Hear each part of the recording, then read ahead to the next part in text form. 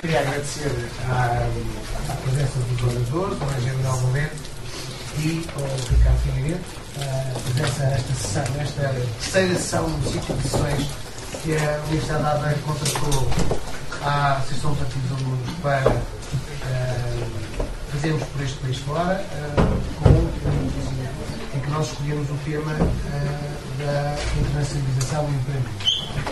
Esse tema foi escolhido por nós porque, no fim do ano passado, porque estávamos a ver uma situação difícil no país, de crescimento, de expectativas, de tudo o que se podia fazer, e nós achámos, a Associação de Partidos Alunos, eu próprio, de que nada melhor do que convidar pessoas nestes momentos mais complexos, mais complicados, e que as pessoas têm algumas dificuldades em saber o que é que vão fazer e como é que se pode passar esta crise, na primeira pessoa.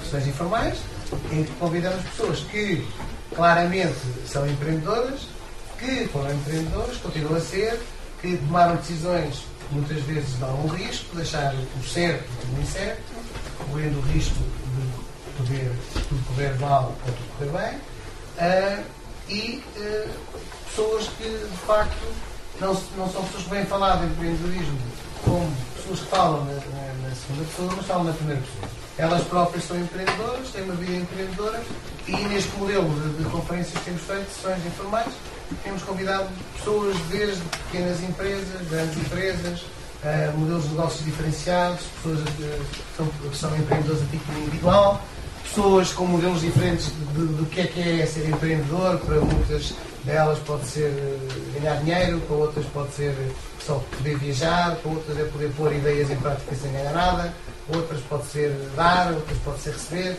enfim, neste modelo que já vamos na terceira sessão, como eu disse. A primeira foi em Águeda, a segunda foi em Lisboa, que foi uma sessão muito divertida e muito simpática, durante muito tempo, mas com pouco afluência. Esta é claramente a sessão que tivemos, que acho que teve mais adesão, e por isso também, este também local aqui São João da Madeira, aqui com o apoio da população da Câmara do Alexandre, que nos apoiou muito bem e que aceitou o desafio. E portanto eu não vou alongar mais, vou dar a palavra, vou apresentar os convidados. Aqui à minha esquerda tem aqui uma calma, que tem muita coisa, o Engenheiro Manuel Valente, sócio fundador gerente do DORIT.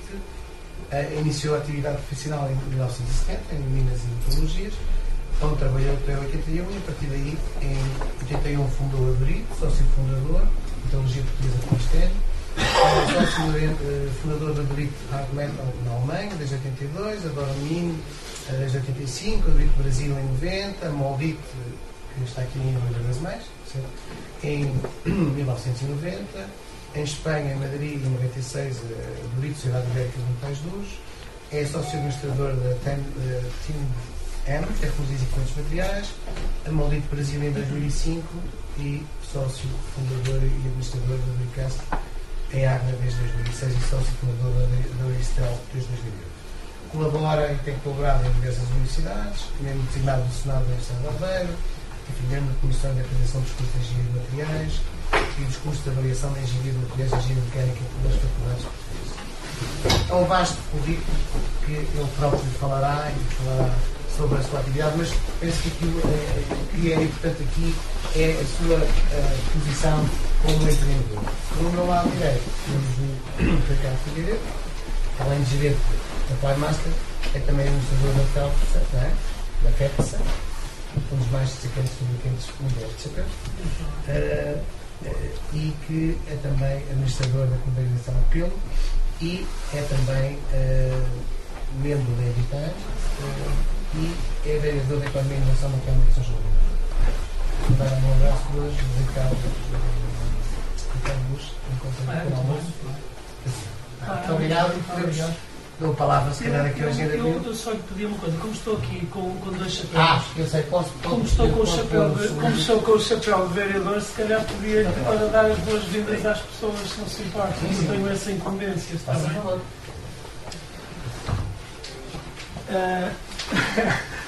Eu, como disse, estou aqui também na qualidade de vereador. O Sr. Presidente disse-me que incumbiu-me de dar-vos as boas-vindas caso chegasse atrasado. Ele deve aparecer aqui a todo momento mas de facto nem sei se dar as boas-vindas às pessoas que cá estão, porque são todas da casa, nomeadamente a Universidade de Aveiro.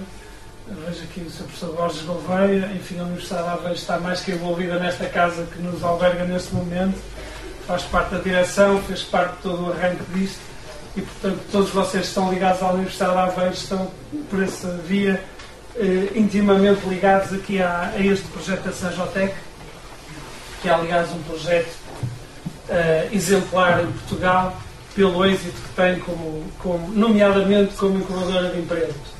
Estão aqui 39 empresas de sucesso, uma taxa de sucesso anómala, anormalmente elevada. Já cá tivemos um total de 40, já por aqui passaram 40, das 40 que por aqui passaram, 39 ainda cá estão, e portanto é uma taxa de sucesso absolutamente notável.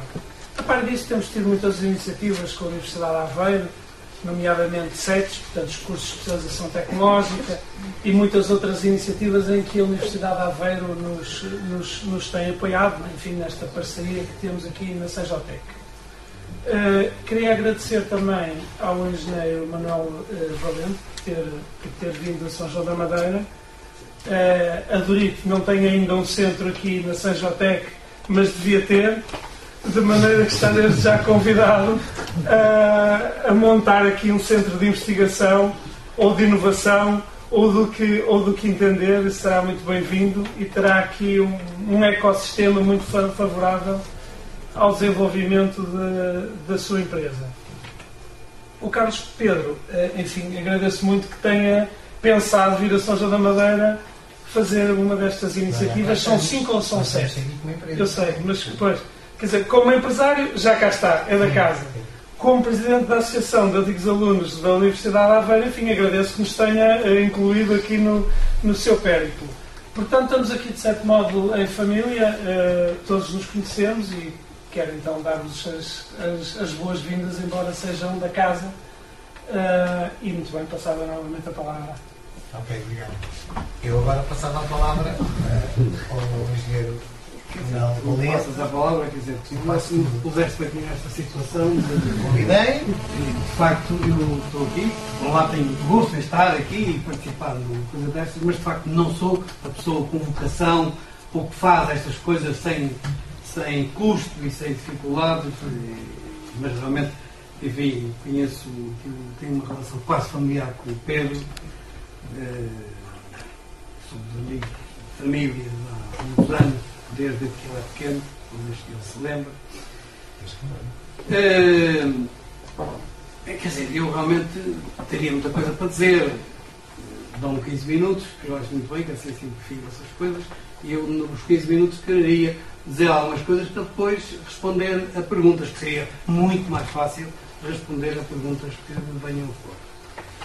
Rapidamente, eu diria o seguinte: quando me lancei na vida empresarial, tinha por trás 11 anos de vida profissional que eu considero que foi determinante para poder estar suficientemente maduro e suficientemente preparado, ou quase suficientemente preparado, para assumir a responsabilidade e ter a coragem de me lançar com mais alguns amigos.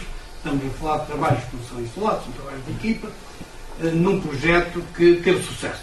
O projeto Dorito, de facto, teve sucesso e tinha realmente antes uma experiência grande da tecnologia que estava em causa, do mercado europeu e realmente isto vai crescendo. Foram 11 anos intensos, também foram 11 anos intensos na própria vida de Portugal. Apanhámos o 25 de Abril pelo meio, todo o conflito das classes trabalhadoras, enfim, tudo isto que aqui nas nossas zonas chegaram um bocado mais tarde, chegaram em 76, 75, 76, mas tudo isso fez parte do amadurecimento acelerado que realmente proporciona depois um assumir de responsabilidades muito mais consciente e já estando-se muito mais bem preparado. É claro que tomar-se ter a coragem para tomar uma iniciativa destas tem outros fatores anteriores Tem a ver, penso que tem a ver com alguma coisa que diferencia as pessoas a nível de uma certa vocação. Eu recordo-me que aos 13 anos fundei uma pequena coletividade em Avanca, que se oficializou só quando eu tinha 16 anos e que hoje é uma grande coletividade que está na primeira liga de handball a jogar com o Benfica, Porto, Sporting, etc, etc. Portanto, isto nasceu de crianças, da adolescência. Isto já representa alguma coisa. E pela vida fora foi sempre assim um bocado. Sempre essas matérias e a dispersão que tive em atividades desportivas, culturais, etc., ajudaram também a amadurecer, a ser um homem mais maduro e mais cedo. Claro que passei também a época da tropa, a nossa geração tinha tropa. Eu tive a felicidade de ter uma boa tropa, uma tropa de 4 anos, mas com 4 anos também de uma boa escola. Dei na escola naval, fui para Angola, estive na Marinha, no Comando Naval, etc. E tudo isso faz escola. A escola começa aí, por exemplo, na Marinha comecei a ter os problemas, a perceber o que era a liderança. Como é que se joga, como é que se lida com as pessoas. Como é que se consegue motivar as pessoas para atingir objetivos. E realmente a Marinha foi, na parte teórica, na Escola Naval, uma boa escola, mas depois o tempo de exercício, do trabalho, de facto, foi uma grande escola. E desenvolve-se a sensibilidade para lidar com as pessoas. Portanto, quando se dá um salto para o empreendedorismo, há realmente condições várias criadas e depois há uma outra condição, também é esta. Porque é que o indivíduo assume o papel de tomar uma iniciativa destas também. Recordo-me perfeitamente que quando anunciei à minha família que, olha, hoje foi o meu último dia de trabalho, despedi-me. E a minha mãe, coitada, que agora tem, fica logo atrapalhada a chorar. Oh, tu estavas tão bem. Quer dizer, a gente tem que logo começar a enfrentar estas situações. E depois tem que ter uma família, no caso eu tinha mulher, filhos, capaz também de nos ajudar. Há realmente aqui todo um conjunto de problemas que têm que ser geridos.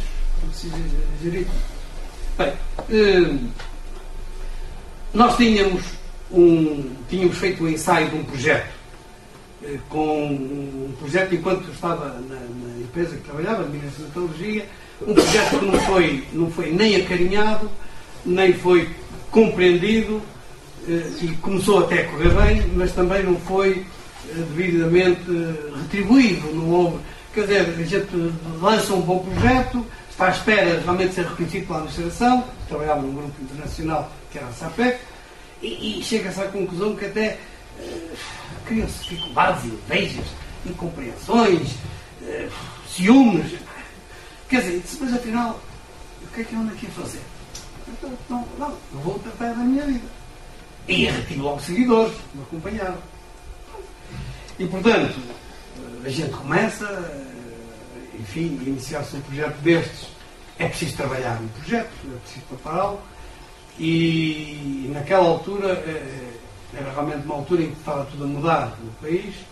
Recordo, por exemplo, que o banco, o BPI, e não era BPI, era SPI, estava também a começar.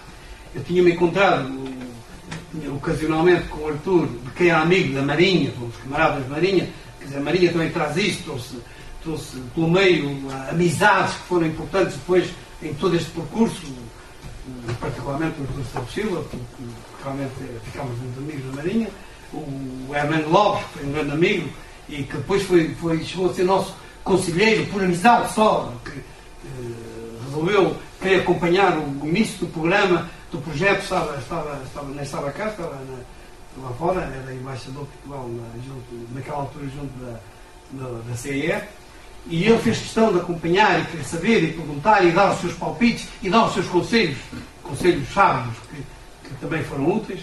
Mas o Arthur realmente encontramos-nos acidentalmente, estava ele a começar a SPI, encontramos-nos num congresso da Ordem dos Engenheiros do Porto, que ele foi orador, e conversámos um bocado e disse, eu ando cedo e tal, começar um projeto. E ele fez duas ou três perguntas e encontramos no comboio, no foguete, e eu para o Banco de Fomento para Lisboa, com o projeto já debaixo do braço para ir apresentar ao Banco de Fomento, e encontrou o Artur no comboio, que ia no foguete para fazer uma palestra em Lisboa, na SEDES, e perguntou-me: olha como é que está esse teu projeto? Olha, vou ao Banco de Fomento. Tens aí uma cópia? Tenho. Então, amanhã eu respondo. E no dia seguinte tinha um telex a confirmar: nós queremos apoiar o projeto. Nós, SPI. E a SPI estreou-se connosco. O BPI, o primeiro projeto que apoiou em Portugal foi o da Durite. Entretanto, também tínhamos um bom relacionamento na altura, com o Ministro das Finanças, com o Miguel Cadilho, que tinha sido colega de curso do meu sócio, do Alzino, e ele foi pôr-lhe o projeto e dizer que nós queríamos saber o SPI, o S3I que estava a começar, se realmente havia hipótese, e realmente tínhamos todas as condições para ter o apoio também desses incentivos. Como, aliás, na altura, o Bem Horta, que era secretário de Estado, calorosamente apoiou-se. Não, isto é para valorizar as riquezas naturais. Portanto, a matéria-prima principal é o tungstênio, é o wolframio. E o nosso país é o país da Europa que mais reservas tem de tungstênio. E nessa altura tinha bastante mais do que tem hoje. E pelo menos estavam em exploração.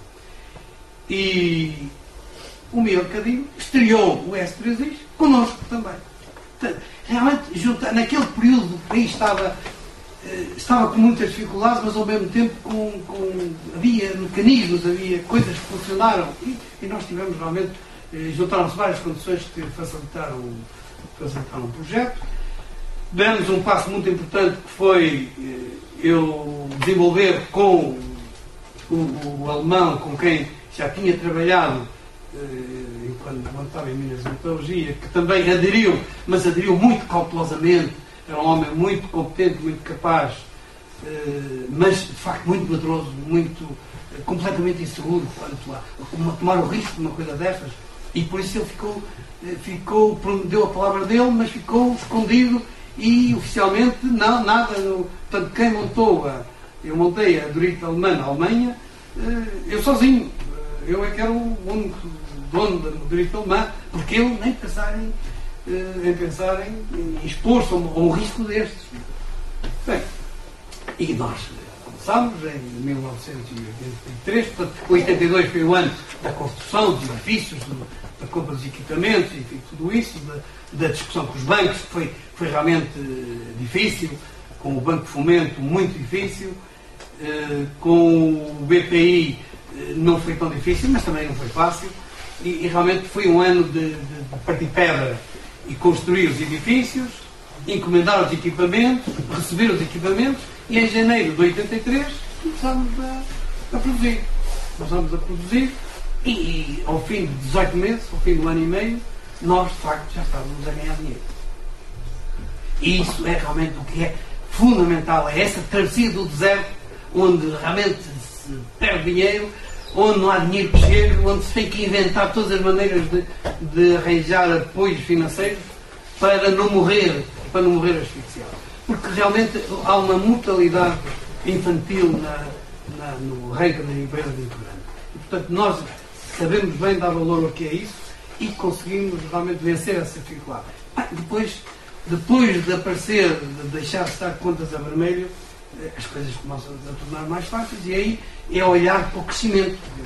Tem que se crescer, tem que se continuar a investir, e foi o que nós fizemos. Nunca distribuímos dividendos. Claro que nos pagamos de salários, pagamos com distribuição com incentivos ao fim do ano, de prémios para os quadros todos, e portanto também para nós somos quadros, mas nunca servimos dividendos. Foi sempre investir. Assim, a empresa foi crescendo, e é esta empresa que começou pequena, que hoje é uma empresa que tem 340 trabalhadores, a Durite, já fatura 17 milhões de euros, exporta 61%, exporta 91%, 60% para a Alemanha. E, portanto, este é Durite. Durite, que depois, que em 1990 também funda a Durite alemã, que hoje trabalha com... Hoje a Durit Alemã trabalha com 27 pessoas. Portanto, que já tem hoje uma dimensão de uma empresa. Porque é uma empresa não só comercial, é uma empresa também com a sua parte de engenharia, com engenheiros, com a parte logística, enfim, tudo isso é hoje já uma grande empresa na Alemanha. Depois, em 1990, nós vimos que era a altura de diversificar para... Nós aprendemos uma coisa que naquela altura era bem visível, é que, como hoje, há as crises, não tão intensas talvez como hoje, mas há as crises, há realmente a economia com os seus altos e baixos e, portanto, há estes períodos que a gente tem que se habituar a eles. Nós já, cabelos brancos, já sabemos bem que não é.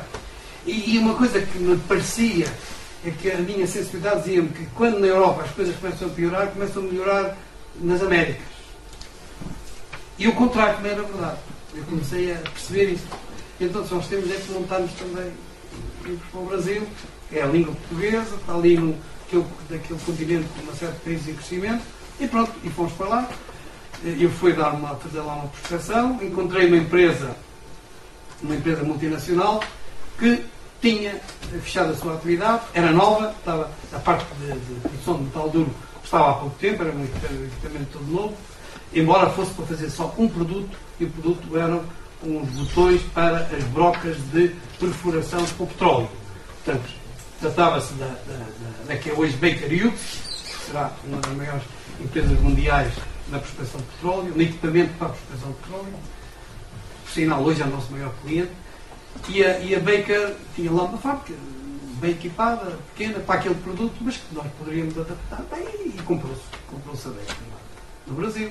E começámos lá, temos hoje lá no Brasil a funcionar uma fábrica de metal duro que produz, que também fatura no tomando 7 milhões de euros, que já emprega 105 pessoas e que continua a crescer e continuamos lá a investir. Depois, em 95, fundámos com um espanhol a Durit Ibérica em Espanha, em Madrid, aí só comercial e parte técnica. E pronto, e temos aqui a história da Durit resumida. É claro que, entretanto, foi-se gerando os resultados e nós fomos procurando diversificar. E veio, pronto, foram-se apanhando algumas oportunidades de comprar algumas empresas. E assim ficámos com uma empresa ligada a tubos de plástico, está em Vagos, uma empresa ligada à cerâmica, à indústria cerâmica, que é a Vitricéria, a Hungria e a Aveia. Depois, em 90, fundámos, numa altura em que parecia que realmente, enfim, eram os moldes que estavam a ser na nossa região, para Vila das Meias, uma grande atividade. Enfim, montámos uma empresa de moldes, de raiz, que lá está, ali em Loureiro, na fronteira com Adães, que hoje tem 135 pessoas, no último ano faturou 12 milhões de euros e exporta 90%. É claro que depois o mesmo raciocínio da Durit aplicou-se à Moldite, montámos junto à FOR em Camaçari, também na Bahia, nós estamos no metal duro na Bahia, montámos lá uma Moldite, que também lá está a funcionar, que já lá está há uns anos. E agora, acabamos agora de montar também parte de injeção e lá estamos a funcionar. E lá na Moldite já temos hoje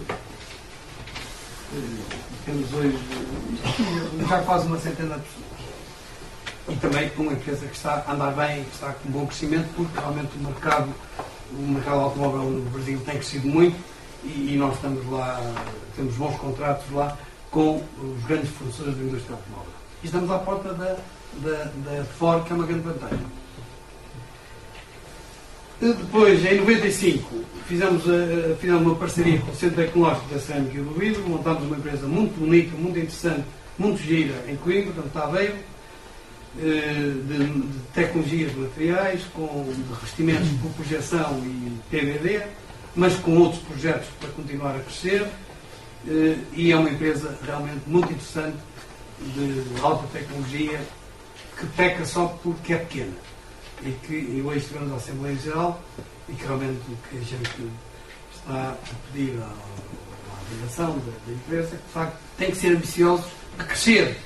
Coimbra é um bocado assim, quer dizer, Coimbra gosta das coisas bonitinhas, bem feitas, muito ligadas lá aos centros tecnológicos, mas depois funciona e pronto, está tudo bem. Temos que ser, tem que criar aquela ambição de crescer, de investir, de exportar. Eu levei lá hoje um dos engenheiros do Rito Alemã, porque temos realmente que pôr essa empresa de Coimbra, que é a TNDM, a trabalhar para a Alemanha. Trabalha muito para a Espanha já, mas tem que trabalhar para a Alemanha, porque de facto é a Alemanha o grande mercado. É o grande mercado não só por dimensão, mas é o grande mercado pela exigência, pela tecnologia. Quer dizer, é realmente um outro mundo que vale a pena a gente. Quando a gente está, eu digo às vezes ao meu pessoal, nós não estamos aí no distrital, nós estamos campeões europeus, a Alemanha, vocês estão sempre a pensar aí no Aldo e no Arranca, isso é o distrital, aqui o Nacional da terceira divisão, temos aqui a olhar para os campeões europeus. Bem, isto para fazer assim, não sei quantos minutos passaram, o Vera deve estar a controlar. O relógio, quanto é que... Vamos lá, mais 5 Mais 5 minutos. Pronto, quer dizer, resumindo, a gente, para se lançar um projeto, é preciso, de facto, ter uma boa ideia de um bom produto, de um bom serviço, de uma boa tecnologia, de alguma coisa que realmente valha, de alguma coisa que tenha conteúdo. E depois, conhecer realmente bem o mercado. De facto, eu acho que se cometem muitos erros, e por isso é que há essa mortalidade infantil nos novos empreendimentos, realmente as pessoas não dão o devido valor à avaliação do mercado. Querem que o mercado seja aquilo que eles gostariam que fosse. Não, o mercado não é o que nós gostaríamos de ser. O mercado é o que é. Temos que desapaixonadamente avaliar o mercado, com toda a objetividade, com toda a frieza. E isso é um erro que se comete muitas vezes. Depois, é preciso realmente criar as condições, os recursos humanos adequados. Nós foi uma preocupação que tivemos e que realmente teve um contributo muito importante no sucesso do projeto inicial. De facto, nós construímos uma equipa muito boa. E isso é fundamental. Tivemos também que é preciso não menosprezar um critério da localização. A localização, é preciso avaliar bem a localização.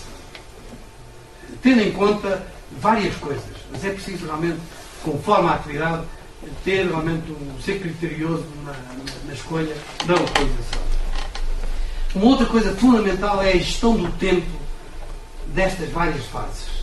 A ideia, o estudo do mercado, o estudo do projeto a apresentar aos bancos, da construção e do encomenda dos equipamentos, do arranque, da formação do pessoal. Isto tem que ser em tempos muito curtos. Nós fizemos isto tudo em 2 anos e mais uns meses. Isto é, em termos financeiros, é fundamental.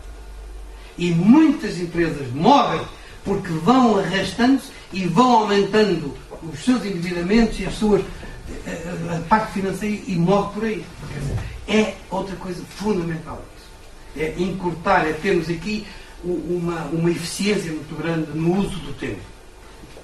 É uma das dificuldades que nunca ninguém fala e que é fundamental.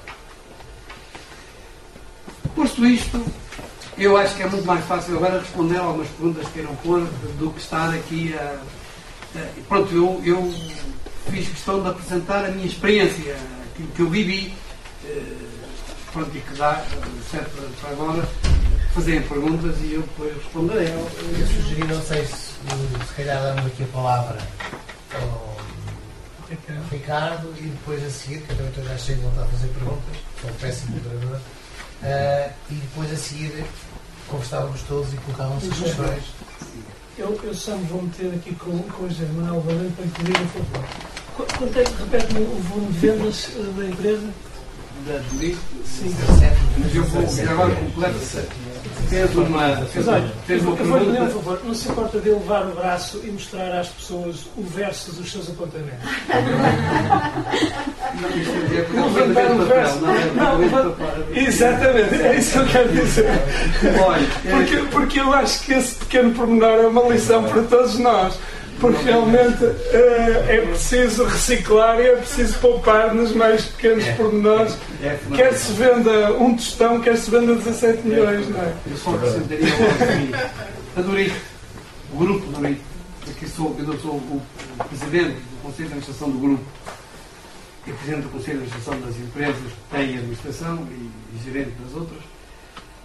Em Portugal, no ano que acabou, tinha em Portugal no seu serviço 680 pessoas e faturou 48 milhões. Na Alemanha tem 27 pessoas. No Brasil, 175. Em São Paulo, em Espanha, SP Espanha, 4. Pronto, é só esta informação. Agora eu vou ver se consigo ser tão conciso como o senhor foi. Eu não sei se. Isso é isso que não tinha jeito. Não tinha jeito. Eu tenho para aí alguns dados que quero mostrar lá mais à frente, não é já no início, mas mais à frente se calhar queria mostrar alguns gráficos. Ora bem, eu queria-vos falar de duas empresas completamente diferentes na que estou envolvido. Numa estou envolvido porque nasci na família que nasci e outra é uma empresa que fiz nascer com os amigos. A primeira empresa é obviamente uma empresa tradicional, é uma empresa que se dedica a fabricar feltros para chapéus, não o chapéu acabado, mas o feltro que serve para fazer chapéus. Eu sou a quarta geração, portanto quando eu nasci estava mais ou menos escrito que eu tinha que ir para ali, embora o meu pai me tivesse veementemente tentado dissuadir, mas eu tenho um certo espírito de contradição e gosto de coisas que me dizem que são difíceis e foi para ali que eu fui. E quis de facto ir para a empresa que é a FEPSA. A empresa foi-se desenvolvendo e um pouco mais tarde é esta aqui que diz a apresentação AGP, mas não precisa de ser já, eu nem sei como é que ela aparece. Qual é a primeira? Não me recordo qual é a primeira slide.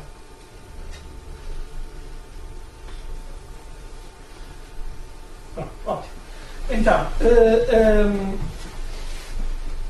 foi um pouco mais tarde que eu comecei, em retrospectiva, a fazer uma reflexão de como é que tínhamos desenvolvido a empresa. E chego à conclusão que o desenvolvimento da empresa assentou em alguns princípios muito básicos e que são, de facto, quase teóricos. Para já, nós tínhamos uma estratégia de muito longo prazo. Eu era a quarta geração, estava a gerir a empresa com o meu pai, estávamos a pensar, muito bem, estávamos a pensar,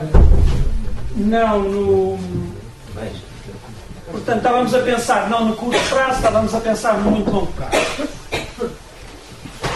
Depois, um fator de competitividade importante foi estarmos localizados em São João da Madeira, que acho que de facto é um local de excelência para a localização de empresas de base industrial, como de muitas outras setores. Isto porque, enfim, nós estamos aqui neste eixo entre Aveiro e Porto. Na cidade vive-se uma cultura industrial. Os trabalhadores, quando são admitidos para as empresas, sabem exatamente o que é que se espera deles, quer sejam os mais humildes, quer sejam os mais qualificados, e portanto o tecido aqui de São João da Madeira contribuiu decisivamente para o êxito da empresa, até pela tradição neste setor. Mas a estratégia da empresa assentou sempre em 3 ou 5 vetores. O primeiro deles era o conhecimento de nós próprios, saber quem somos. Isto é, saber o que é que sabíamos fazer bem, quais eram as pessoas que tínhamos, e tínhamos pessoas muito qualificadas, trabalhadores muito bons, trabalhadores muito empenhados. Portanto, tínhamos de facto know-how, que nos dava uma vantagem competitiva importante em relação aos outros, embora os nossos concorrentes também sejam muito antigos, mas nós tínhamos um know-how interno significativo, muito relevante, e sobretudo tínhamos uma cultura de empresa que era querer fazer bem. Nós queremos fazer bem, queremos fazer bons produtos, queremos fazer bem à primeira, queremos prestar um excelente serviço e, portanto, isto colocava-nos ou apontou-nos sempre para um mercado alto. Depois, sempre soubemos, em segundo lugar, onde é que queremos estar. Sempre quisemos estar no mundo. Isto veio de trás, os meus familiares tinham o gosto por viajar, por conhecer concorrentes, por conhecer clientes. O meu pai tinha começado a exportar na década de 70, uma pessoa que viveu algum tempo em Paris, viveu algum tempo em Londres, portanto havia um certo gosto pelo conhecimento do mundo e havia um certo conhecimento do mundo.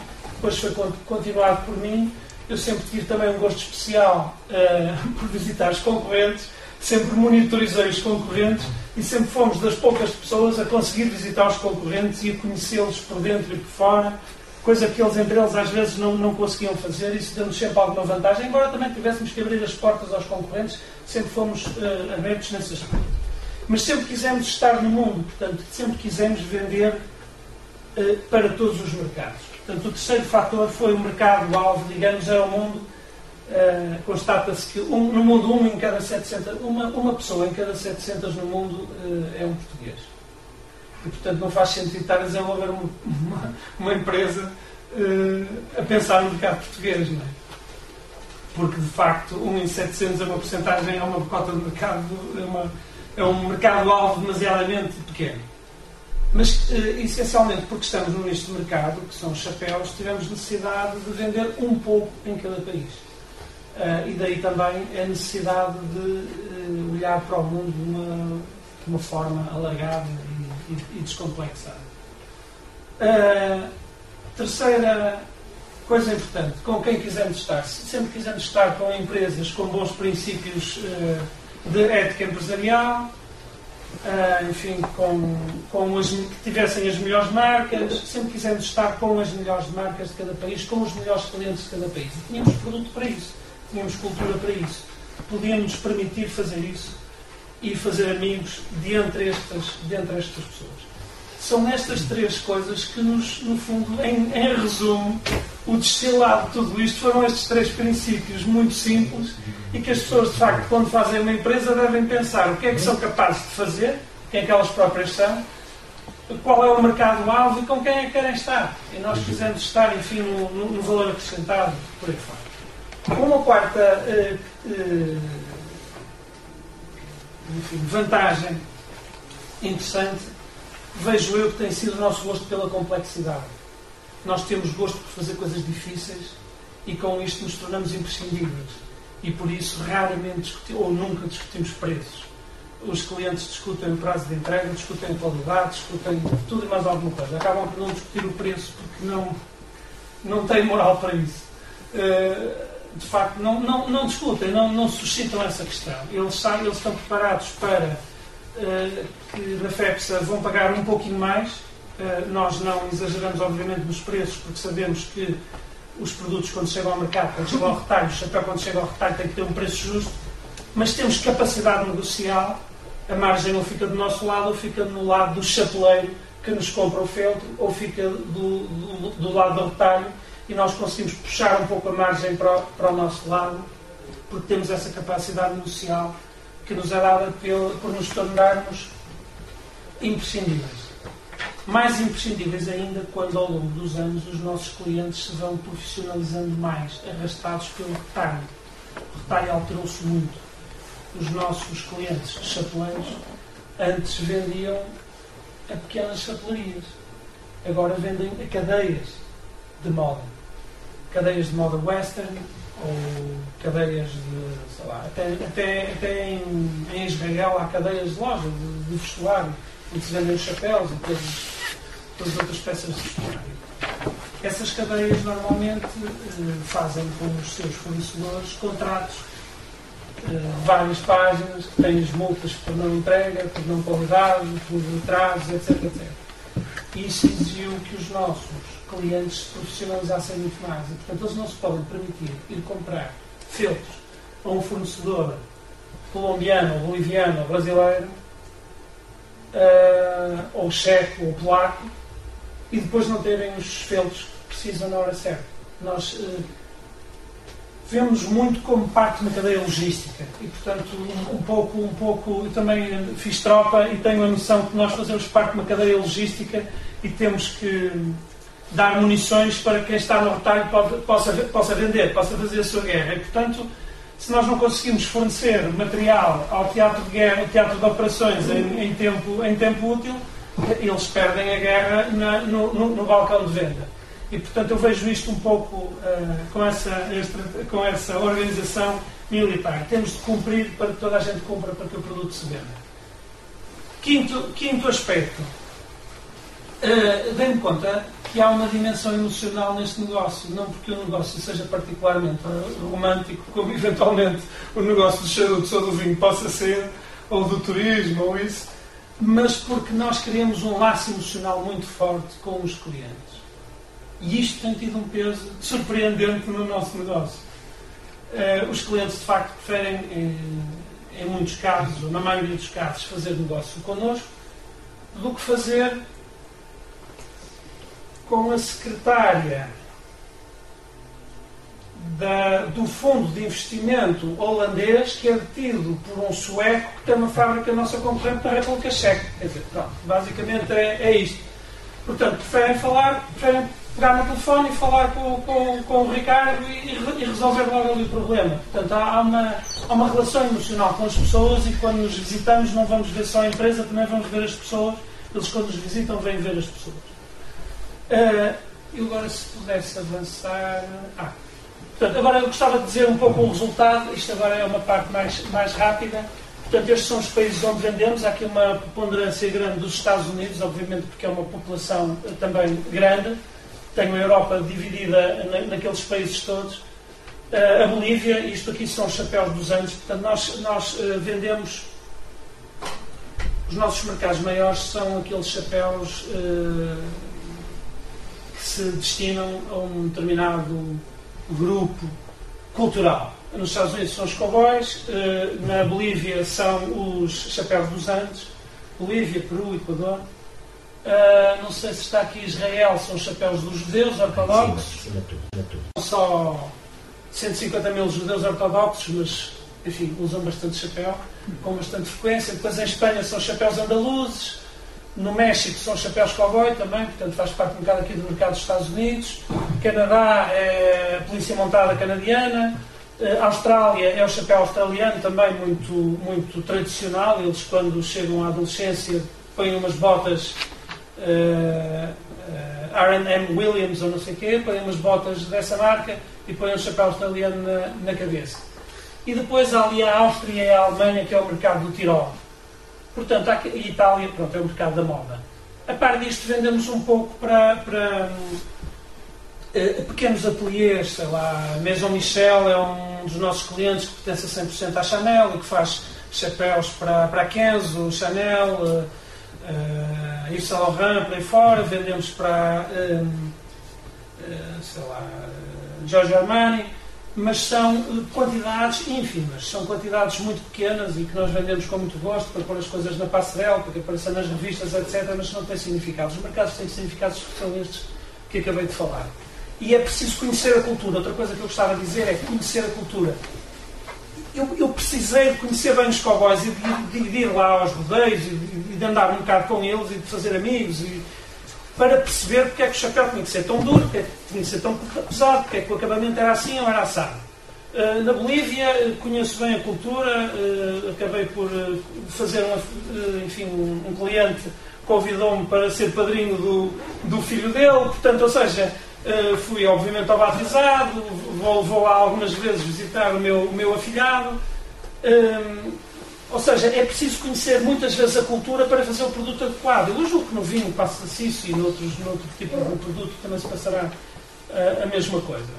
Com os judeus é sempre uma guerra constante de negociação, que me dá também algum gozo. E com isto, se puder avançar, o próximo slide. O próximo slide mostra um volume de negócios por aí fora, desde 88 por aí fora. Nós temos, de facto, nos últimos 3 anos subido bastante as vendas. Tivemos ali um percalço em 2008 e 2009. Em 2008 e 2009 aconteceu o colapso no mercado americano. Nós vendíamos muito para o mercado americano. Eu comecei-me a assustar com isto aqui nestes anos. em que as vendas subiram e nós começamos a perceber. Eu nestes anos comecei a dizer que o mercado americano qualquer dia ia dar o berro, porque a balança comercial deles tinha um déficit brutal e eu acho que não é possível manter países com déficits tão grandes da balança de transações correntes e, portanto, eu comecei a dizer na fábrica temos de voltar à Europa, temos de voltar rapidamente à Europa e começamos a instalar máquinas novas que permitiam séries menores, começamos a desenvolver novas cores, etc, etc. Voltar à Europa era, no fundo, voltar a concorrer mais com os polacos, com os checos, nas pequenas séries. E nós começamos a preparar muito cedo para isso. Nós vendíamos 60%, aqui em 2006, vendíamos 64% no mercado americano. As vendas no mercado americano caíram para 1/3. As nossas vendas não se ressentiram tanto porque nós disparamos na Europa porque nos tínhamos preparado antecipadamente. E depois agora continuamos a subir a ritmos de 20 e tal % em 2011 e 12 e agora salvei 13% em 2012. Se puder passar para o próximo slide. Isto aqui é o volume de investimento. De facto, nós investimos sempre em cada ano. Portanto, para uma empresa que vende em 2012 vendemos 10 milhões e meio, mas investimos 763 mil euros. Portanto, nós investimos constantemente. Não podemos investir muito, porque senão o peso das amortizações na estrutura de custos coloca-nos fora do mercado, mas investimos constantemente um pouquinho em cada ano, tudo o que podemos em cada ano. O próximo slide fala um pouco da distribuição do resultado. Portanto, ou seja, nós não fazemos como a Dorito que não distribui dividendo, nós distribuímos apesar de tudo algum dividendo, mas ao longo dos anos o dividendo que temos distribuído é mais ou menos igual ao IRC que pagamos ao Estado. Portanto, isto, contas redondas, é 1/4 para o Estado, 1/4 para os acionistas e 50% fica na empresa para ser reinvestido. E é também esta capacidade de inovação tecnológica, de investimento nas tecnologias, que nos tem colocado sempre à frente tecnologicamente dos concorrentes, o que nos dá vantagens em qualidade e em produtividade. Julgo que já não tenho mais slide nenhum em relação a isto. A autonomia financeira é que, apesar de tudo, não andamos demasiadamente alavancados, ou seja, não pedimos demasiado dinheiro emprestado, andamos com autonomias financeiras aqui acima dos 40 e tal %, portanto nem pensar em autonomias de 20% ou de 25%, portanto não gostamos de andar muito alavancados, gostamos de fazer as coisas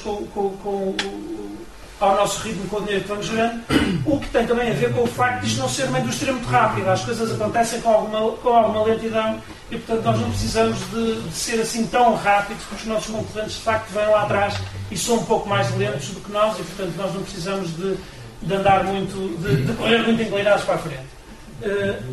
Muito bem, se puder pôr o outro slide. Eu, como disse há bocadinho, gosto às vezes de fazer coisas...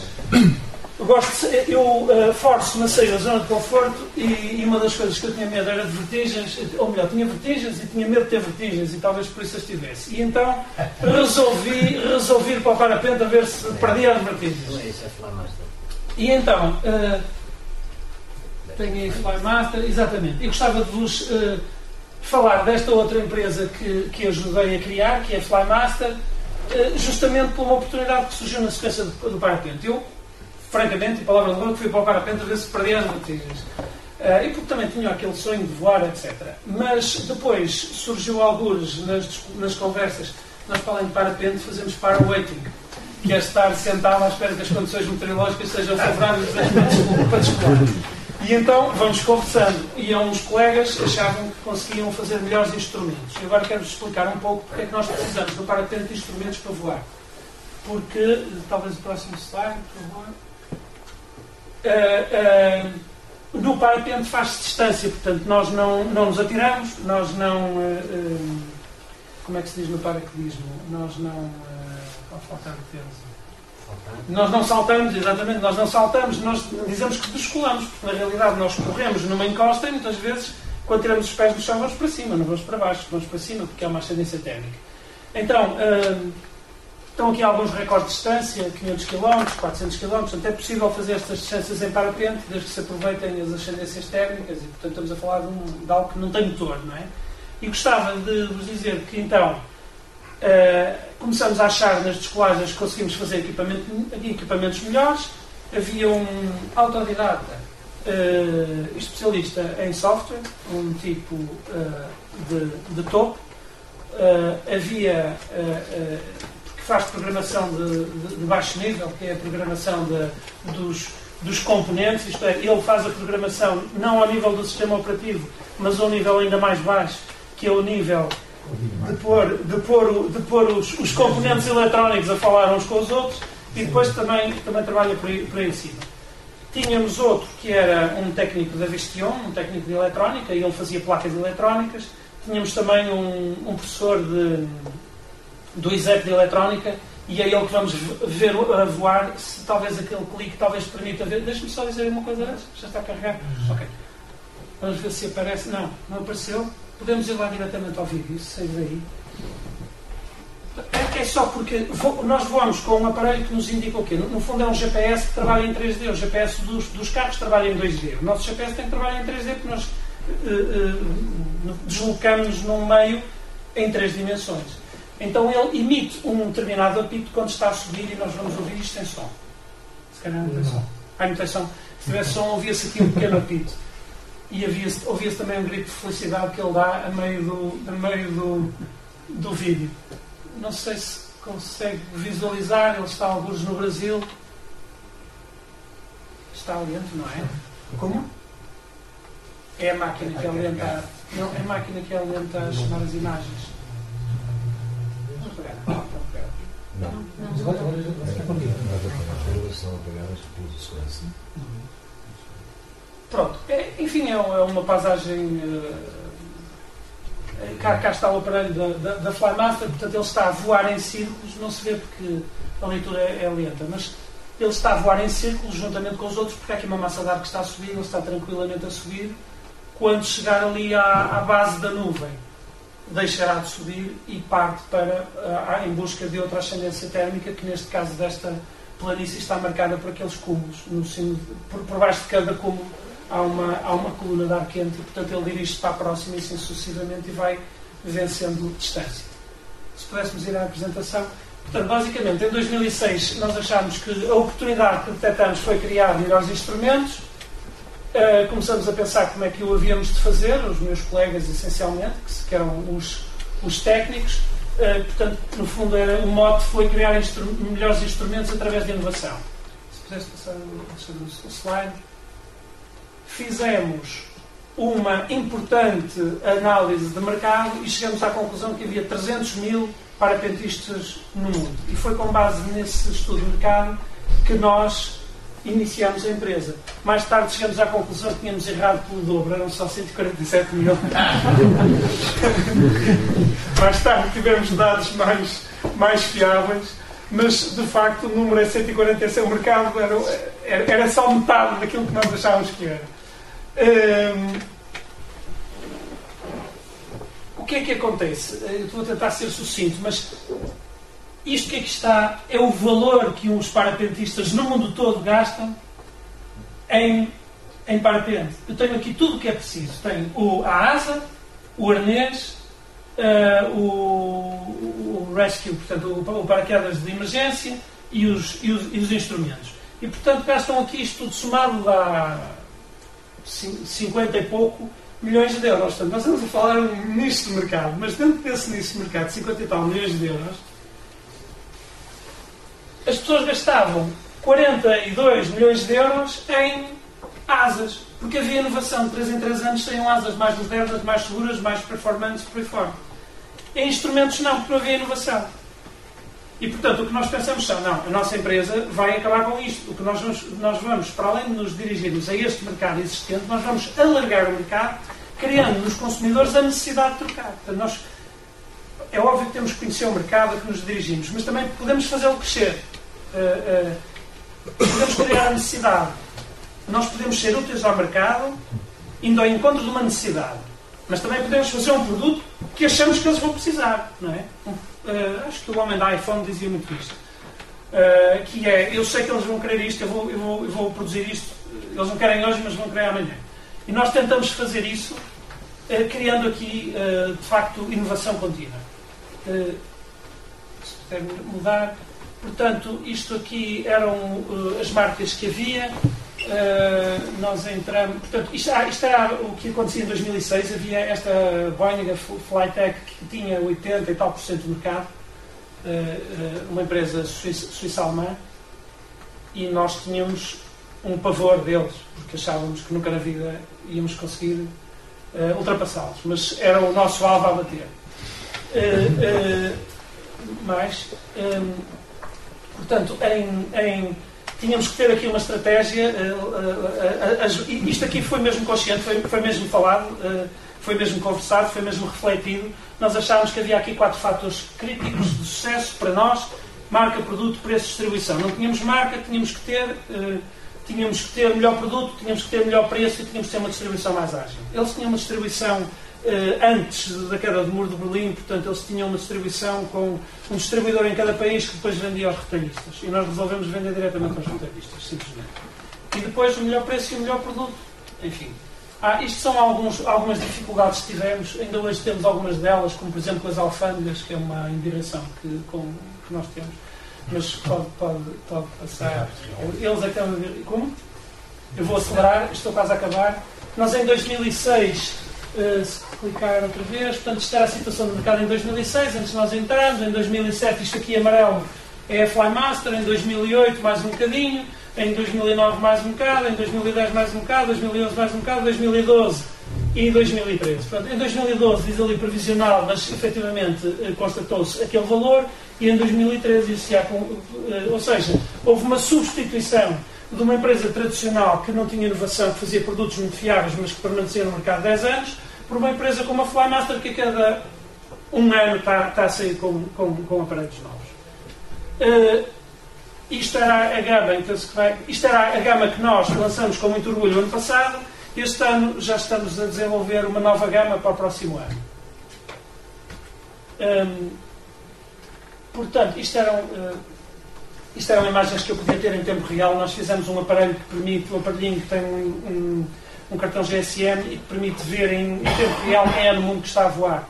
Ou seja, nós podíamos ligar à internet, íamos aqui ao Brasil, onde ainda há sol neste momento, e víamos em cima do Google Earth, nós víamos umas trajetórias assim em espiral, que eram vários pilotos a voar, e podíamos saber o nome dele, podíamos saber a que altitude é que ele está, a que velocidade é que ele vai, etc, etc. E dentro de 2 meses também vamos poder saber qual é a pulsação cardíaca do homem quando ele está a voar aqui na internet, porque vamos fornecer um aparelhinho que vai comunicar e vai transmitir. Portanto, enfim, a Flymaster foi uma empresa que pensou maduramente aquilo que queria fazer e como é que ia atacar, e é possível de facto atacar um gigante. À nossa escala é possível atacar um gigante, desde que se ataque o gigante nos pontos fracos, e foi isso que nós fizemos, e hoje temos uma marca. Por consequência disto tudo, nós acabamos por ter uma marca que agora é mais conceituada que a deles, e portanto eles já foram. Agora o nosso concorrente é um outro que está a surgir também do nada, do lado da Áustria, chama-se Skytrax, e que nos está a assustar um bocado porque está a vir com produtos inovadores, e daí nós temos decidido mandar a antiga gama para a gaveta dos obsoletos e começar já a desenvolver outra coisa baseada no Linux, baseada em microprocessadores em vez de ser microcontroladores. Ou seja, vamos fazer uma coisa completamente nova, não tem nada a ver com isto. E pronto, muito obrigado.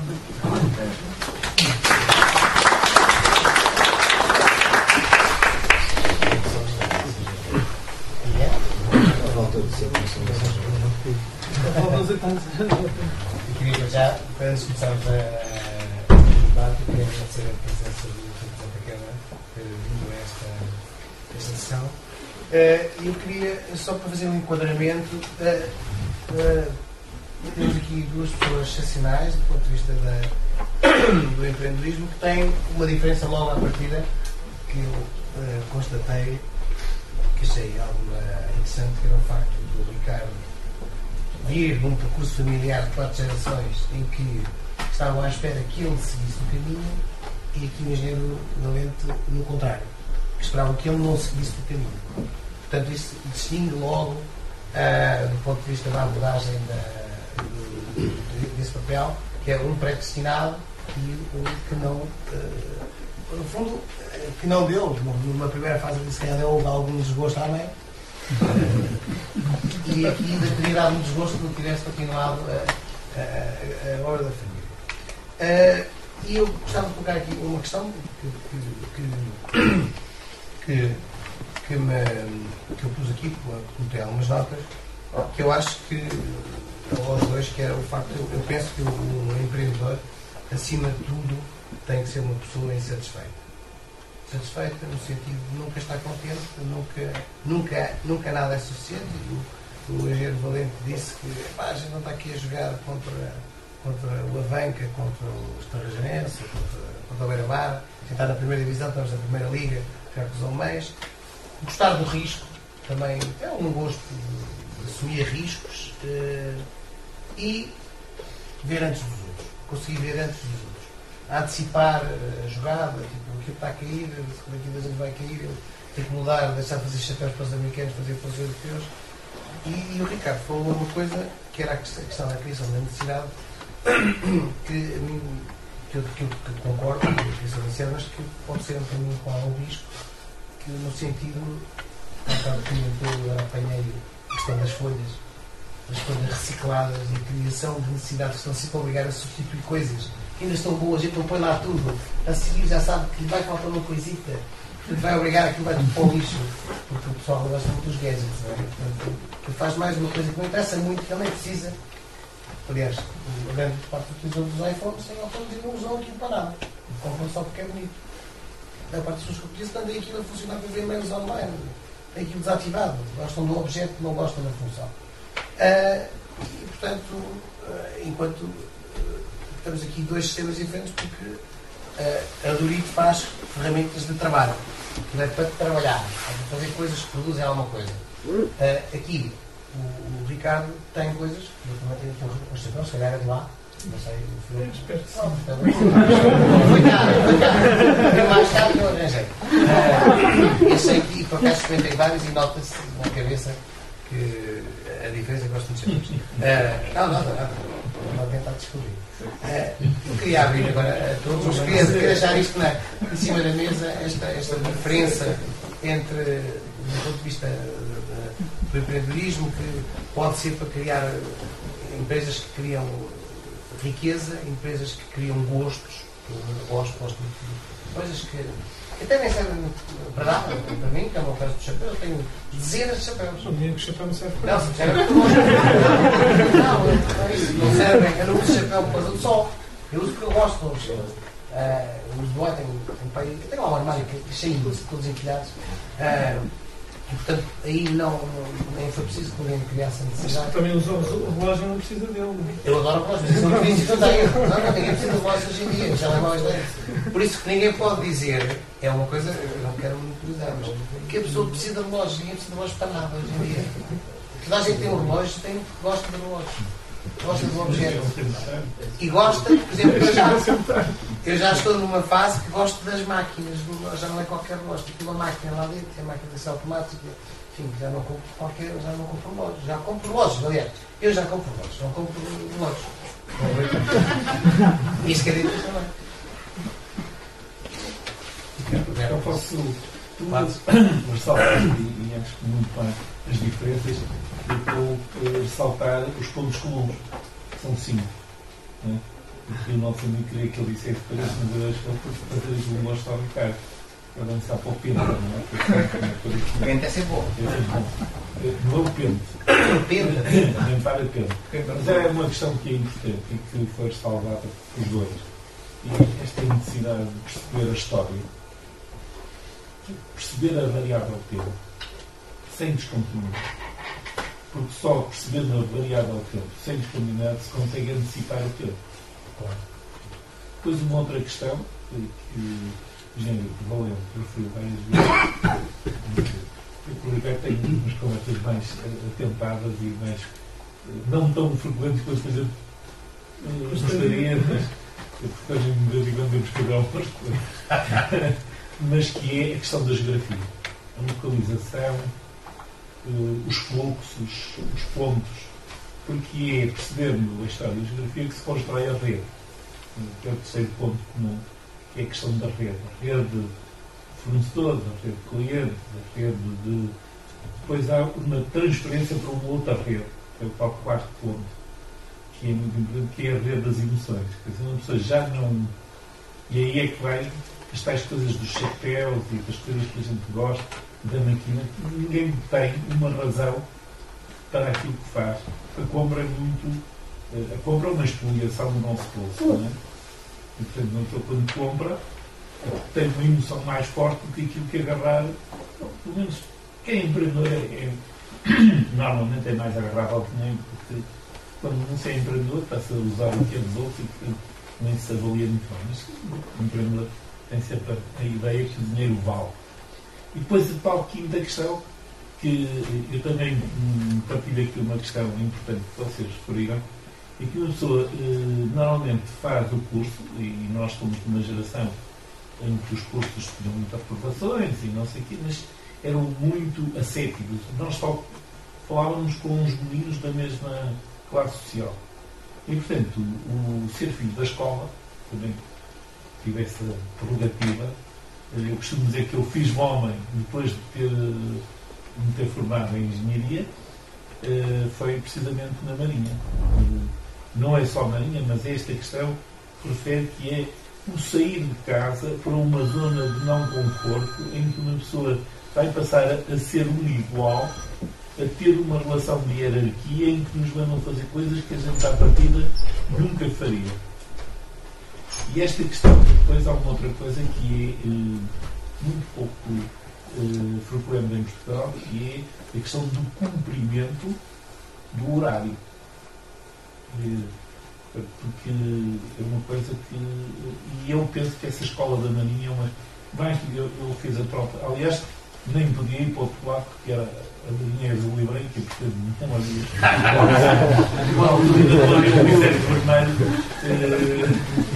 E a aviação eu não sabia voar, mas sabia nadar. Mas quer dizer, estes 5 pontos que eu acho que são muito comuns e que são uma estrutura fortíssima, e na minha experiência, que já vai de 50 anos, eu quando tenho que refazer alguma coisa e voltar ao início, ou quando fico numa zona de desconforto, vou a este conjunto de... Fugindo, que as coisas não são fáceis, mas temos que nos enriquecer com essa variedade de oportunidades. Só levantar aqui uma questão que eu acho que é importante e ainda não foi abordada, e portanto nós na Sanjotec, que é basicamente a ponto de encontro entre um triângulo perfeito, que é as universidades, os empreendedores e os municípios, as autarquias, que é algo que ainda não se passa em muitos municípios. Porquê? Porque os municípios, os empresários e as universidades ainda andam um pouco de costas voltadas, em grande parte dos municípios. Temos 308 municípios a nível nacional e bastava que metade desses municípios se verificasse esta equação, que teríamos certamente, não digo que teríamos muito menos desemprego, mas certamente o desemprego qualificado, nomeadamente o desemprego jovem, poderia ser um pouco esbatido. E São João da Madeira, eu não gosto muito de elogiar bastante São João da Madeira, porque normalmente a imprensa ficar muito convencidos, mas São João da Madeira é um exemplo perfeito.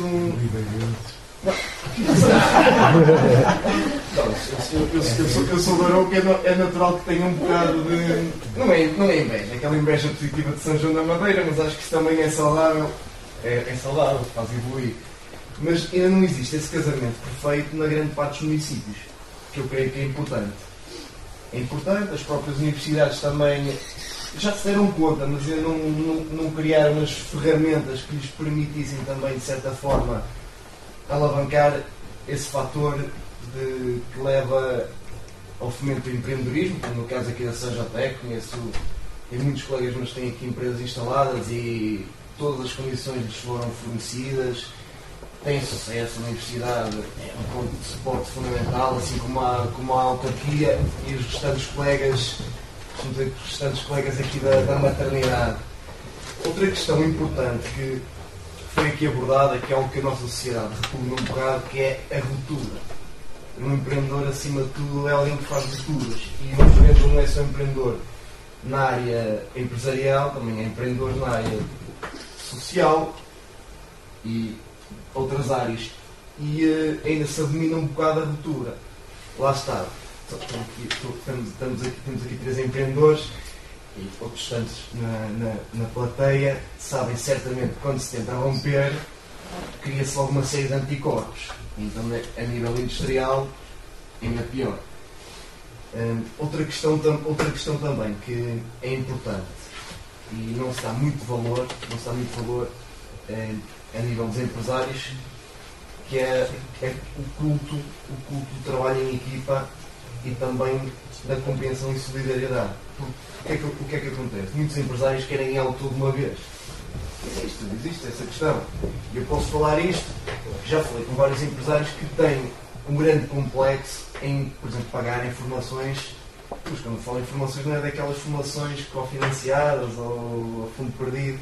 É formações, mas mesmo formações a sério, não é? Que permitam dotar os seus colaboradores de faculdades que poderão ser utilizadas à empresa, e esses empresários têm problemas porque fazem um bocado de espécies. Este ano, por exemplo, neste caso investimos, que ele vai gastar, imaginemos, 20 mil euros por ano. Se calhar preferem melhorar um bocadinho a frota, não é? Preferem comprar uns créditos melhores para a administração em vez de investir propriamente na formação dos seus quadros com o maior potencial. Eu creio que isto é um problema, mas eu sou um bocado verdinho ainda, sou verdinho, não posso fazer a avaliação que vocês podem fazer certamente. Era isso que eu gostava que vocês opinassem também. Eu só ia dizer uma coisa, eu acho que essas empresas que estás a falar são empresas que já acabaram ou vão acabar rapidamente, porque isso já nos anos 80, pegou nas mulheres, disputou os carros, não sei o quê, e descapitalizou-se as empresas, e portanto, empresas que não investem, a única coisa que valem, que são os funcionários, são recursos humanos de qualidade, não têm hipótese de sobreviver. Principalmente nestes países que vão concorrer com a China, com a Índia, não sei o quê, e nós temos que concorrer através esta é a minha opinião, através de ter recursos muito qualificados. Mas eu também tenho esse problema, às vezes pedem-me lá no plano de formação, que vão ser completamente idiotas, que estejam interessados na empresa, que interessam às pessoas. Podem fazê-las fora da empresa, no outro horário.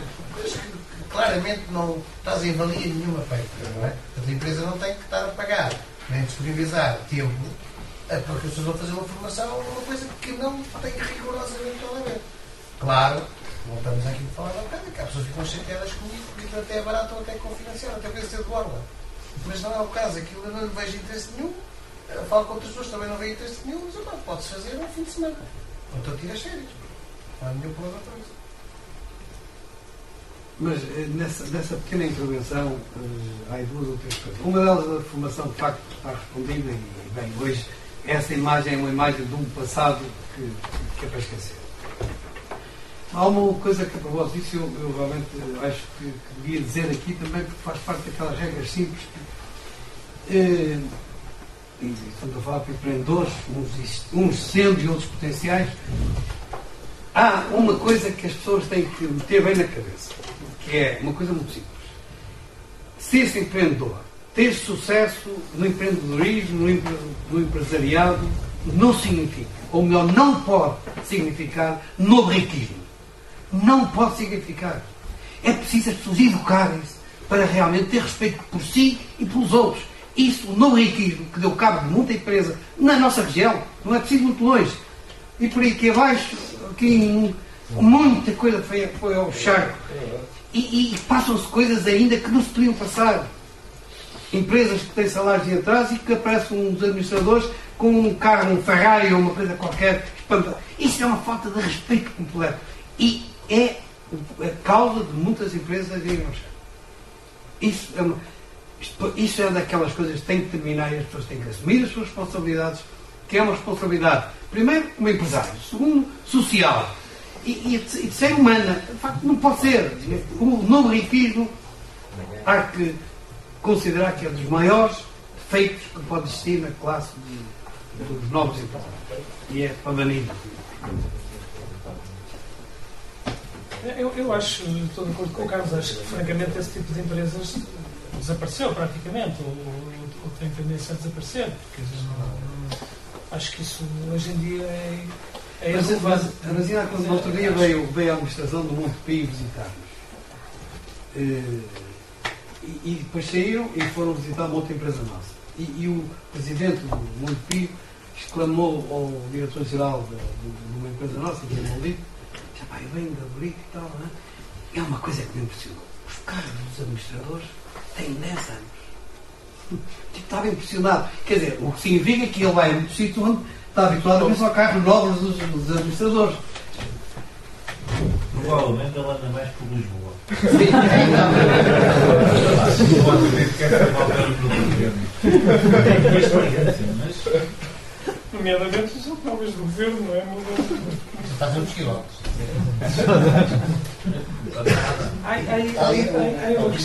Eu gostava de só comentar uma coisa que é, falou aí um bocadinho na resistência à mudança, não é? E obviamente que há resistência à mudança, os portugueses têm resistência à mudança, como todos temos resistência à mudança, não é? Portanto, quer dizer, isso aí, mas é assim, há o empreendedorismo dentro da própria empresa, e que uma pessoa que trabalha numa empresa deve ser empreendedora. Para ser empreendedor não precisa sair da empresa, pode ser empreendedor, ou como lhe queira chamar, não é? Pode desenvolver projetos internamente, mas a certa altura, se quer desenvolver projetos e só encontra resistência, sai, não é? Como o senhor daquelas sapatos ventilados, como é que se chama? Para tentar lembrar o nome do homem. Aqueles sapatos que respiram na sola e não sei da Geox. O homem da Geox foi com aquele projeto ao patrão, e o patrão disse que ele estava maluco com qualquer coisa, e ele montou a Geox, do zero. Ele era vendedor de uma fábrica de calçado italiana. Portanto, realmente, quer dizer, a pessoa, se de facto encontra resistências, a certa altura pode ser impelida ou motivada a fazer o seu próprio projeto. Mas ela, aí é que é o grande problema, que as pessoas não são impelidas. Resignam-se. Sim. Mas quer dizer, mas o ideal mas o empreendedor, como disse há bocadinho, nunca está satisfeito, não é? Quer sempre fazer algo melhor, mas realmente mas não creio que os portugueses sejam muito diferentes dos outros. Aliás, eu, por exemplo, conheço um pouco como é que funciona o interior de uma empresa alemã, e se há resistência à mudança, se há resistência à mudança, é ali e aceitar a fazer qualquer. E aceitar a falha. Eles são muito organizados, e nesse aspecto talvez percam um bocado de flexibilidade, não é? Portanto, nós temos 2 inscrições. Expliquei como eu disse, Vamos voltar aos padres. Está aí uns 2 senhores que querem falar. Eu só queria também colocar aqui algumas questões. Eu acho que tem aqui várias pessoas que são de uma fase, ou estarão em fases diferentes a nível empresarial. Eu concordo com muitas das coisas que foram ditas, basicamente é aquilo que todos nós partilhamos. Se calhar há uma frase muito conhecida, que não é usada na Marinha, mas é usada por outros, que é só protege os audazes, e se calhar resume um pouco daquilo que foi dito aqui. Agora, se calhar há um aspecto que não foi ainda referido e que se calhar terá interesse, dada a experiência vivida por esses anos de empresário, que é o olhar para o futuro e aquilo que recomendaria, digamos, aos empresários com menos traquejo, relativamente aos erros que se calhar cometeu, e àqueles que se apercebe neste momento que possam vir a acontecer de acordo com a sua visão da economia e digamos, da atividade empresarial como um todo. Acho que isso também se calhar tem interesse em ser abordado, não apenas a questão daquilo que nós devemos fazer, mas aquilo que já foi vivido e que se calhar nos permitiria evitar se calhar alguns dos erros que gostariam muito a sepultar. Eu tenho 2 questões muito concretas para o Ricardo. Tem a ver com a parte da conquista do mercado. Ele citou que tinha uma empresa Almada, que era a principal da Farmaster. Concorrente. Essa conquista do mercado foi ganha só pela qualidade, ou houve também só pelo preço também? Como é que foi a estratégia para conquistar esse mercado? Foi atacar pelo preço, pela qualidade? Como é que foi feita essa divulgação? E isso, o facto de ser empresa portuguesa, dificultou ou não essa conquista do mercado? Não sei se me posso responder já esta, porque se me varreu da memória qual foi a pergunta inicial. A inicial era para o G. Valente. A primeira pergunta era para o G. Então, faz favor. Ora bem, é claro que na vida fazem sempre erros, não é? E no nos tais 11 anos que eu tive a trabalhar com a Doutre, quando estabeleci, tinha uma regra que era, tinha uma lista das coisas, erros que não se podiam fazer, erros que não se podiam repetir. Havia uma lista de coisas que durante 11 anos eu aprendi que são coisas que não se podem fazer. E isso foi muito importante. Foi muito importante porque realmente evitámos erros que realmente depois estavam introduzidos e que se faziam naquela empresa, e eu tinha uma lista de erros que não se podia repetir. Já lá vão muitos anos, já não me lembro da lista. Agora, hoje, evidentemente, que eu olho para trás e a gente vê o tempo e vê como é que as coisas evoluíram, há atividades que o tempo veio demonstrar que não são recomendáveis. Quer dizer, há coisas de facto. Portanto, a diversificação que nós fizemos, eu hoje não a faria tanto. Teria reduzido a diversificação. Porque realmente alguns setores não são, com o tempo iam demonstrar que não eram interessantes. E aí, fundamentalmente isso. Eu queria. Deixa-me só fazer aqui tinha duas questões. Uma delas, que há uns anos, me lembro de uma conversa que. Aliás, nem foi uma conversa direta, acho que até foi uma conversa que houve com a minha mãe, uma coisa qualquer, que eu na altura, em 10 anos, a gente muda totalmente. Isto é espetacular. Quando a gente fica mais velho, é que a vida está a começar. Que foi uma coisa qualquer de que eu tinha cedido uma parte do capital da empresa aos sociais. Eu na altura achei que era uma ideia espetacular de certificar, podia sermos 3 sócios, passávamos a ser 10. Os outros com um bocadinho. E hoje em dia, na altura hoje em Valente, acho que comentou qualquer coisa comigo e disse: isto foi um erro, para quanto mais sócios pior. E eu hoje concordo plenamente que eu devia estar quase 2, pronto. E já andei a comprar as cotas dos outros. É muito importante esta nota. Esta história que eu dei na altura. Também fizemos esse erro e corrigimos. Foi distribuir como uma coisa espetacular, depois o gajo tem 2%, já acha que é dono e começa a entropiar. Isso é muito importante. E depois ele com 2% não consegue fazer nada, mas consegue destabilizar uma equipe, se quiser, porque consegue motivar ficar sempre nas empresas os injustiçados, consegue-se uma coisa e cria-se um problema gravíssimo, tanto como as coisas que eu contei na tal lista, que também tenho, está na cabeça, que é empresas novas, eu tenho que ter, para já a maioria, primeiro, logo, menos de 51%, ou alguém que eu tenha uma grande confiança, que comigo tenha mais de 50%. Porque senão não vou junto. Primeira regra. Segunda regra, isto era uma pergunta, mas já está respondida, podemos discutir, que é uma discussão. O comando de uma empresa tem que estar numa ou duas pessoas, e se possível que convirjam, que eu tenho tido a sorte na sondagem, que o meu sócio concorda sempre comigo, é espetacular. E nós os dois, como temos 72%, não há problema nenhum, aquilo está sempre tudo resolvido, porque eu quase que posso decidir sozinho a maior parte das coisas. Não, podia ser complicado, ter uma participação, era uma chatice, ou a gente já se tinha separado, se quisermos um casamento perfeito. Ele é mais ponderado, eu sou mais equilibra-se nesta coisa. Uma questão que eu queria, esta questão podemos discutir agora, eu queria colocar hoje em Valente, porque aqui há uns anos, eu tenho uma memória de elefante espetacular, disse uma coisa que me ficou aqui na cabeça há muito tarde. Eu também era mais, não tinha para menos, eu disse: eu quando era da tua idade queria ter um barco e não tinha dinheiro. Agora tenho dinheiro, não tenho tempo. Ora, aquilo na altura baralhou um bocadinho. Não foi da idade. Fica a pensar se era uma coisa que gostava de ter um barco. Um barco não é um barco pequenino, provavelmente. Um barco nunca deve ter. Um barco sério. Mas tinha lá um que o seu irmão. Um irmão que tem, que anda com o seu. Talvez. Teve um. A ideia é assim, que é uma coisa que eu acho também. Não, mas é verdade. Isso é verdade. De haver, de uma pessoa que é empreendedora, provavelmente terá dinheiro para comprar o barco. O barco que quiser, um barco simpático, que é uma coisa que gosta e que não tem tempo. Pedro, mas a gente, como se a vida durasse o não, a gente quer usar o tempo livre em coisas que nos deem mais gosto.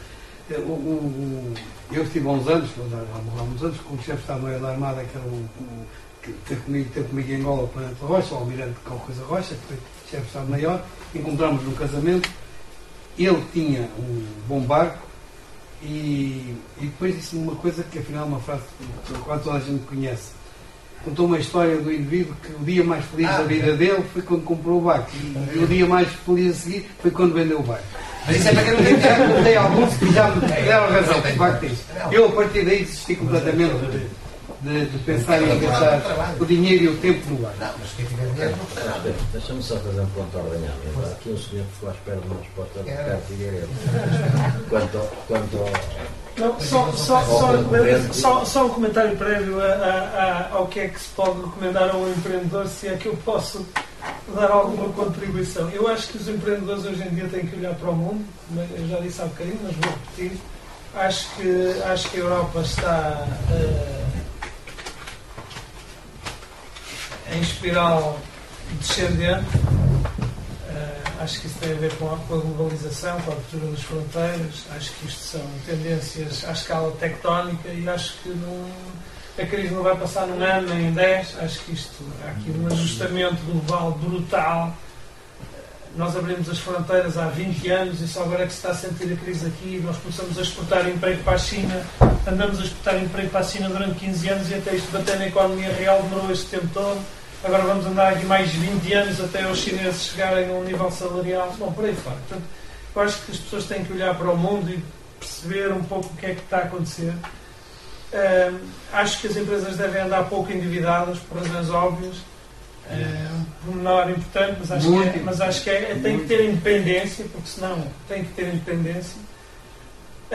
Acho que numa altura em que havia uma certa... Quando há numa economia bastante crescimento, podem-se cometer erros pelo caminho e aquilo bate tudo certo à frente. A pessoa tem uns avanços e uns recuos e o mercado perdoa. É mais tolerante. Porque o mercado está em crescimento. É o que se passa hoje na China e na Ásia. Qualquer tipo que sabe fazer umas coisas faz dinheiro e faz uma empresa. O que eu acho que se passa hoje na Europa é que as pessoas não têm menos... A margem para cometer erros é mais fina. Se uma empresa comete um erro, pode ser dramático. Aqui há uns anos cometia-se um erro e ainda andava-se a mão porque o mercado crescia, não se vendia ali, vendia-se acolá, o negócio corria mal, havia um crédito mal parado, não sei o quê, tudo se emendava. Agora, a margem para erro é menor. É preciso... Isto não é uma mensagem anti-empreendedorismo, porque o empreendedor tem que correr riscos. Mas os riscos têm que ser mais calculados hoje. Eu acho que os riscos têm que ser mais calculados hoje do que o que era.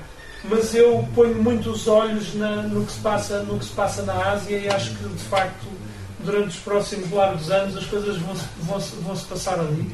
Embora o Brasil, até 2017, possa, pelo menos até essa altura, estar mais garantido que vai correr bem, não sei. Mas também não acredito muito que venha grande desenvolvimento e grande inovação dos Estados Unidos. Acredito mais que haja inovação, que haja mais rupturas na inovação. Acho que na Europa estamos a fazer um bocado mais do mesmo, nos Estados Unidos estamos a fazer mais do mesmo. Talvez surja algo verdadeiramente novo da Ásia. Em relação à segunda pergunta, o que é que nós fizemos na Flymaster para que conseguíssemos vencer uma concorrência mais conservadora? O nosso produto era mais atrativo e foram os clientes que começaram a pedir o produto. Simplesmente. Porque é que o produto era mais atrativo? Era melhor, portanto tinha uma série de inovações e tinha um preço atrativo. Nós não vamos colocar aquilo um bocadinho abaixo do preço da concorrência. Os clientes é que começaram a pedir. Os utilizadores é que começaram a ir às escolas e às lojas que vendem os artigos e começaram a pedir. E é por isso que hoje vendemos em 90 e tal países, porque pedem o produto dos mais diversos locais. Portanto, foi digamos, customer driven, como é que é? Portanto, a driving force foi do cliente, não foi do intermediário. Nós no início procuramos dar uma boa margem ao retalhista, a pensar, se ele tiver uma boa margem vai vender o nosso produto em detrimento do produto da concorrência. Mas não foi isso que nos fez vender nos mercados, foi o produto ser atrativo para o consumidor final. Foi simplesmente isso. As coisas vieram de lá para cá. Foi puxado pelo cliente.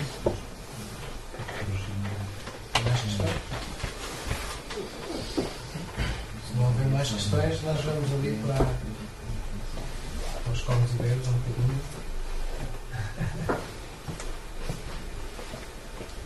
Acho que o pessoal está motivado para nós fazer.